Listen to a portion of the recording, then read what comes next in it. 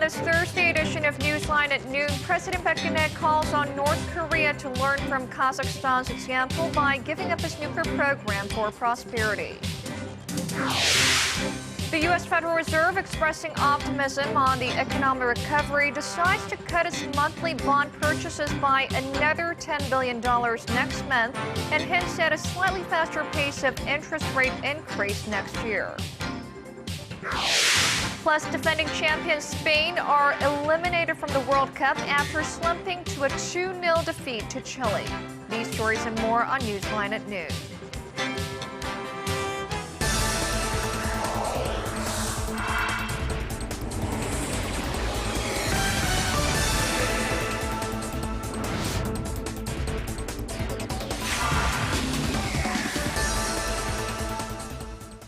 It's noon Thursday, June 19th here in Korea. Thanks for tuning in. Live from Seoul, I'm Ju. It's very good to have you with us. I'm Mark Broom. Our top story this Thursday lunchtime. President Park Geun-hye has told North Korea that there can be a place for peace, prosperity and stability after denuclearization. Speaking in the Kazakh capital of Astana Wednesday, President Park said Pyongyang should learn from Kazakhstan's experience. Choi Sun, who is traveling with the president, filed this report. President Park says North Korea should take a lesson from Kazakhstan, having achieved economic development after giving up its nuclear arms. In an interview with a Kazakh TV station that aired on Wednesday, President Park spoke highly of the Central Asian nation's voluntary handover of some 1,000 former Soviet nuclear warheads in return for large-scale economic aid and security assurance from the West. Emphasizing that the two Koreas must prepare for reunification, President Park introduced a recent 3-point proposal to first resolve the North's humanitarian issue, set up infrastructure in the North, and increase people-to-people exchanges. Meeting Koreans and the descendants of Korean immigrants from the former Soviet Union in Astana Wednesday, President Park expressed hopes to increase cooperation with Kazakhstan on renewable energy, transportation infrastructure, science, and technology. The president has been traveling Central Asia to promote her initiative of reconnecting energy and logistics infrastructure across Eurasia for regional peace and a new global economic system. Touting the Korean Kazakh community's achievements, President Park pledged customized support for them to well adjust to their environment while maintaining their ethnic identity, and for Koreans and the ethnic Koreans to develop under coexistence. With economic ties and North Korea high on her agenda, President Park, when she meets her Kazakh counterpart on Thursday, will seek to expand bilateral economic cooperation as well as Astana's support for her trust-building policies with North Korea. Choi Sun, Arirang News, Astana. The push to restart stalled talks on North Korea's nuclear program continues. South Korea's top nuclear envoy Hwang Joon-kook sat down with his Russian counterpart in Moscow on Wednesday. And Russia's foreign ministry says the two sides have agreed that a political and diplomatic solution would be the best and only option in dealing with Pyongyang's nuclear program. The ministry added that the members of the six-party nuclear talks needed to work together to resume the multilateral dialogue based on the principles that were agreed on back in 2005. Hwang's trip to Russia this week comes after bilateral talks with his U.S. and Chinese counterparts earlier this month. And a senior U.S. official is hailing Chinese President Xi Jinping's upcoming visit to South Korea as greatly significant. At a forum in Washington on Wednesday, Daniel Russell, Assistant Secretary of State for East Asian and Pacific Affairs, calls Xi's trip an extraordinary milestone, adding that it should be helpful in promoting much-needed cooperation on North Korea. This is the first time a senior U.S. official has commented on the Chinese leader's planned visit. Xi plans to visit Seoul early next month, but his exact schedule has yet to be announced. A senior UN monitor is calling on the international community to step up its efforts to deal with North Korea's continuous human rights abuses. The UN Special Rapporteur, Marazuki Durisman, said Wednesday that recent findings by the Commission of Inquiry on Human Rights Abuses in North Korea show it's not just a political issue, but an international one. His inquiry team is calling for Pyongyang to be held accountable before the International Criminal Court to potentially prosecute leader Kim Jong-un and other powerful figures within the regime. A recent UN report showed that human rights abuses like rape, torture and enslavement are prevalent in North Korea. Back here in South Korea, and lawmakers are taking a much closer look at President Park Geun-hye's 3-year economic innovation plan on the second day of a plenary hearing on this Thursday. Ruling Saenuri Party lawmakers have been putting a premium on deregulation, saying it's necessary to stimulate the economy and prop up the slumping real estate market. Finance Minister Hyun Oh-suk said the government was looking into easing restrictions on home loans that were put into effect when household debt was rising at alarming levels. Lawmakers from the main opposition New Politics Alliance for Democracy had a word of warning, though, saying success would be determined not by how much the economy grows, but by how much people's livelihoods improve.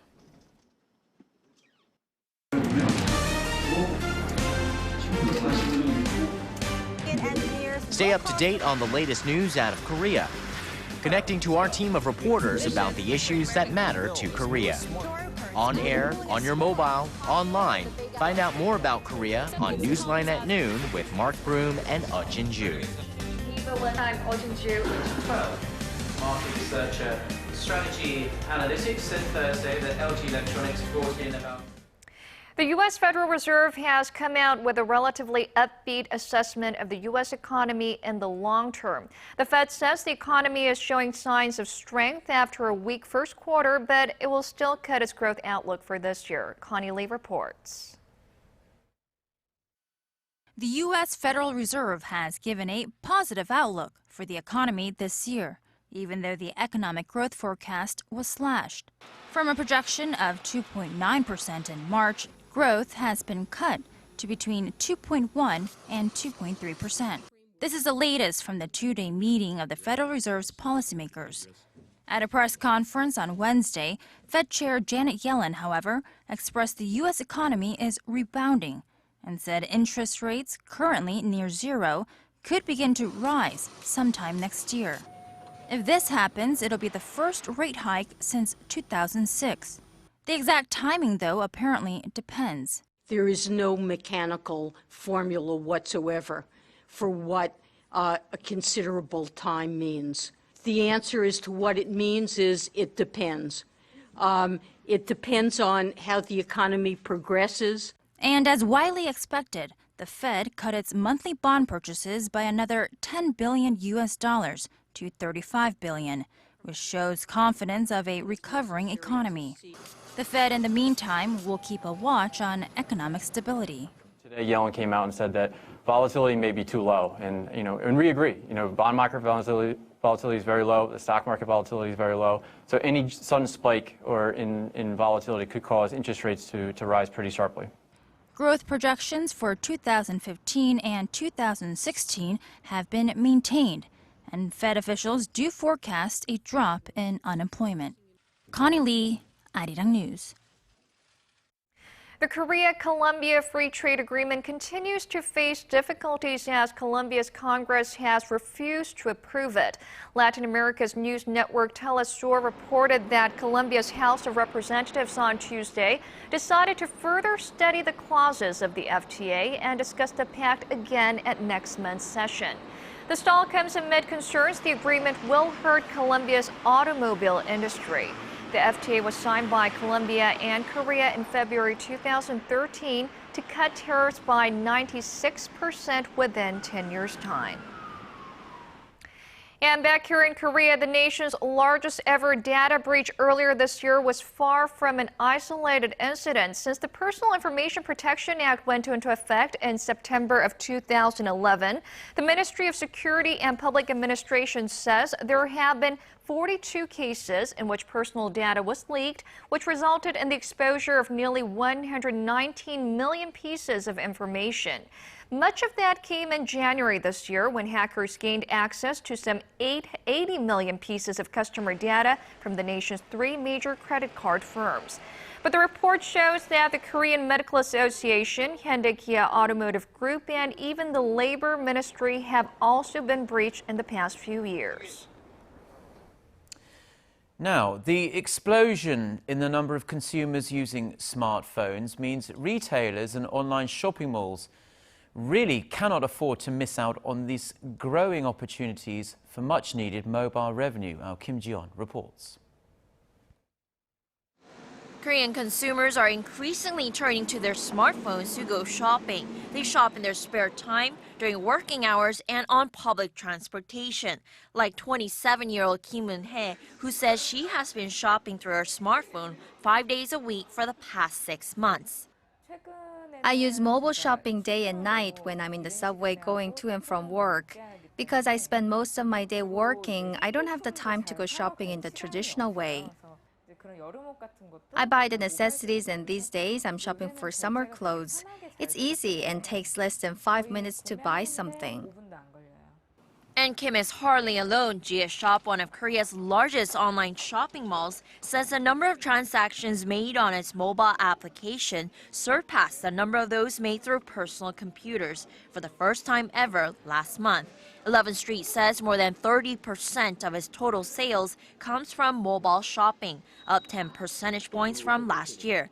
The changing landscape has companies scrambling to come up with new ways to attract customers. 11th Street debuted a service in May that provides data for smartphone users when they window shop on the mobile platform. GS Shop has introduced a customer service menu that makes it easier for users to get questions answered. Kim Ji-yeon, Arirang News. Now, Korean tech giant Samsung and Apple have a new competitor in the cutthroat global smartphone market, none other than online retail giant Amazon. Long waved off as nothing more than a rumor, Amazon CEO Jeff Bezos on Wednesday unveiled the Fire Phone at an event in Seattle. Amazon's device has some very interesting features that Samsung and Apple phones lack. For instance, the phone's Firefly feature lets a user scan barcodes and buy products with a touch of a button. But there's one proviso: that product has to be available on Amazon's website, at the moment at least. The Fire Phone is also capable of displaying images in 3D, which is terribly exciting. And this is thanks to 4 specialized cameras that track a person's head movements. The Fire Phone will be released on July 25th. China is rigorously developing its shale gas industry with the goal of producing up to 100 billion cubic meters of natural gas by the year 2020. Beijing's drive is part of efforts to improve overall air quality and shift its power generation towards cleaner burning natural gas. China, in fact, has the world's biggest potential reserves of natural gas in shale rock, twice as much as the shale leader, the global shale leader, the United States. Pundits say that if the shale gas industry takes hold in China, it could potentially hurt Korea's exports of petrochemical products, of which more than half head to Asia's largest economy.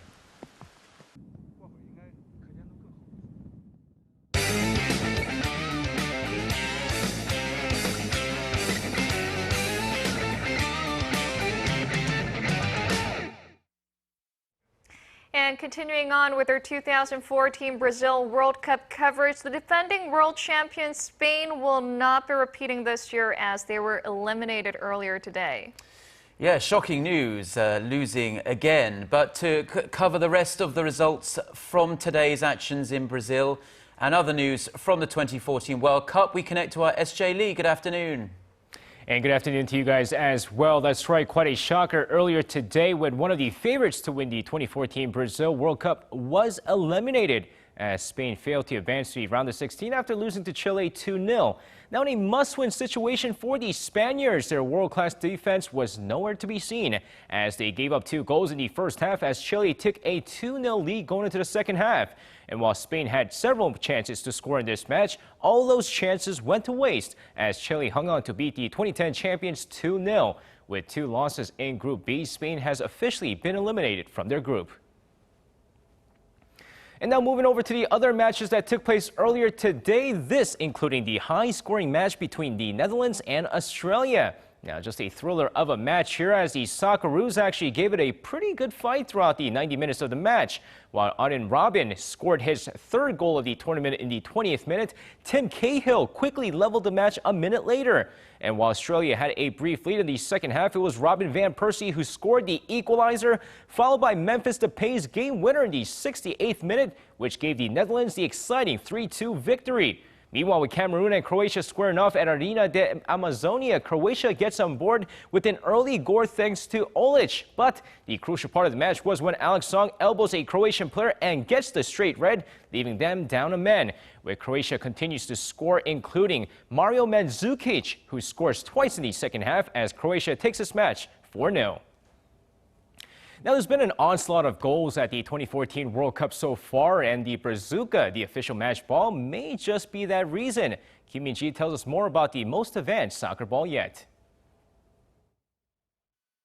In Team Korea's first match at the Brazil World Cup against Russia, forward Igano connected on a long-range goal.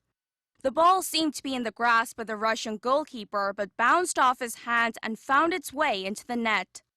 The Brazuca, the official match ball of the 2014 World Cup, has been pointed to as a possible reason behind the Russian player's miscue. It has deeper and longer seams which contribute to its aerodynamics. Its unique surface also makes it less air-resistant. Therefore, offensive players will find it easier to roll the ball with greater speed and accuracy, while making it harder for goalkeepers to snare. Simply put, it is like a volleyball. It will be hard to catch if the goalkeeper doesn't have a sensitive reaction to the ball. To prepare for the Brazuca, Team Korea used a smaller ball during training. I was able to enhance my concentration by using a smaller ball during training sessions. As I have to dive for the ball faster, it requires more agility. The Brazuca has made the Brazil World Cup a high-scoring affair. There's been an average of 3 goals per match so far, a figure not seen in more than 40 years at a World Cup tournament. Faster and stronger, the Brazuca may indeed be a deciding factor in future matches. Kim Min-ji, Arirang News. And now with that, finishing things off, once the 2014 Brazil World Cup comes to an end, the next World Cup event will take place in Russia, which is why Russian President Vladimir Putin will be on hand in Brazil for the World Cup final and the handover event. Now, according to several reports, the Russian President Vladimir Putin will fly over to Brazil next month and attend the World Cup final, followed by the handover event, where the baton will be passed over to Russia for the 2018 World Cup. With the World Cup coming to Russia next, the nation has pledged to put in $20 billion in building new stadiums and infrastructures for one of the biggest sporting events in the world. And that's going to wrap it up for me. This has been SJ. Have a great rest of the day and see you guys again for your sports needs.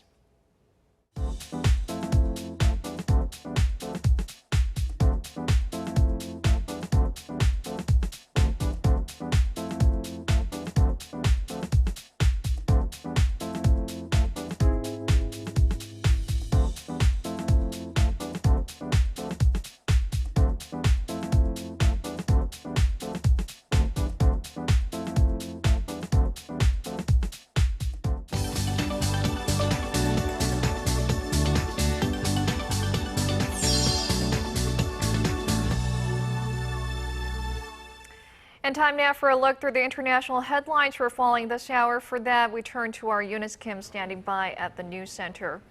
Yes, Eunice, the Iraqi government is losing ground very quickly to Sunni militant groups that are running across the country. That's right, and desperate for help, the government has officially called on the U.S. for backup in the form of airstrikes. Washington is weighing its options. Our Kwon So-ah reports. The U.S. is not quite sure yet how to deal with the worsening conflict in Iraq and has not yet replied to Iraq's formal request for U.S. air power to take on the militant group known as the Islamic State of Iraq and the Levant.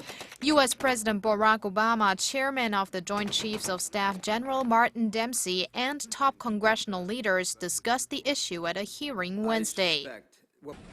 The president's been watching what we've been watching. for over a year as the situation in Iraq continued to be undermined. And yet nothing has happened to try to reverse it. It is in our national security interest to counter ISIL wherever we find them. General Dempsey, who has extensive experience commanding Iraqi troops, explained the difficulties of launching an attack from the air.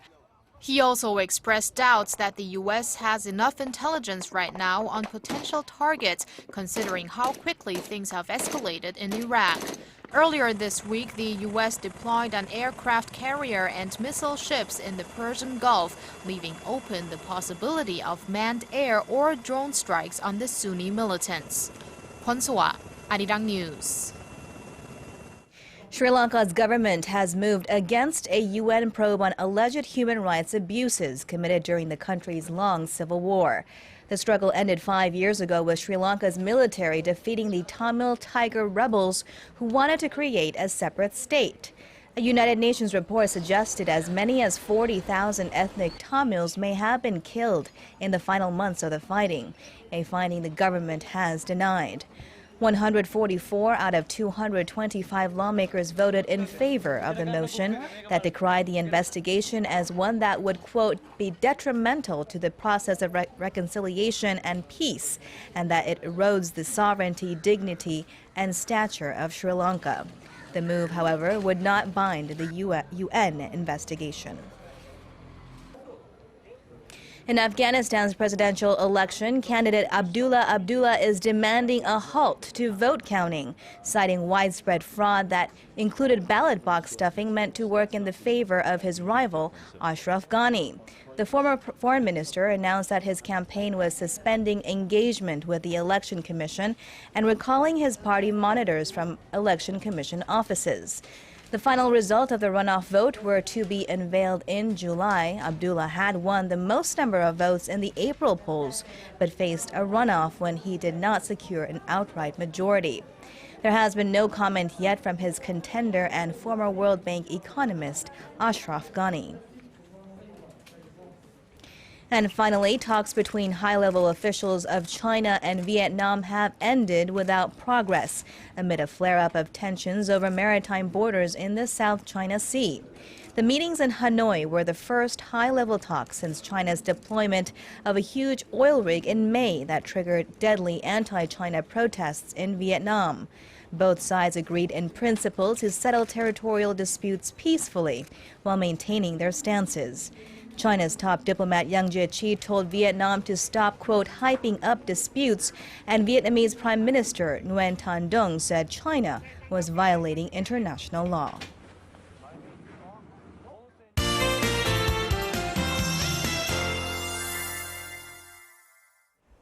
Good afternoon, I'm Lee Ji-hyun with your weather update. Well, we can expect a fair amount of sunshine today, which will put temperatures 1 to 2 degrees higher than yesterday across the nation. And we should enjoy mostly to partly sunny skies. But if you are in Seoul, I'm sure you've noticed these hazy conditions that we had in the early hours. Well, that's due to high levels of fine dust particles, which were 2 to 3 times higher than usual, but it's gradually clearing out, and parts of Gangwon-do province should receive sporadic showers during the day along with strong gusty winds. And it seems like a monsoonal front will move northward again tomorrow, dropping rain on Jeju and other southern coastal regions. And here in Seoul, we will be affected by a weak trough of low pressure, so isolated showers could fall over the weekend. So take the weather into account and plan accordingly for your upcoming weekend. With that in mind, let's take a closer look at the readings for today. The high in Seoul will rise to 27, while Daegu and Gwangju top out at 32, and Busan should climb to 26. Now let's see how other regions are looking.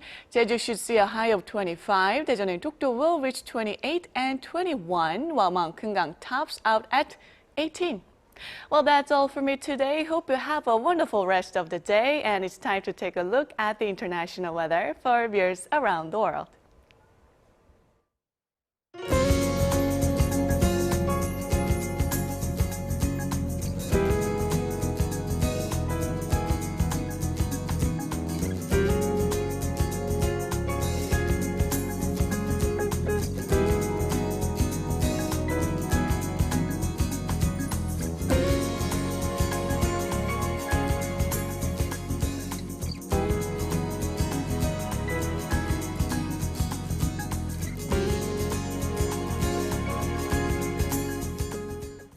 And those are the stories we're following at this hour. Jinju and I will be back at the same time tomorrow. Until then, goodbye.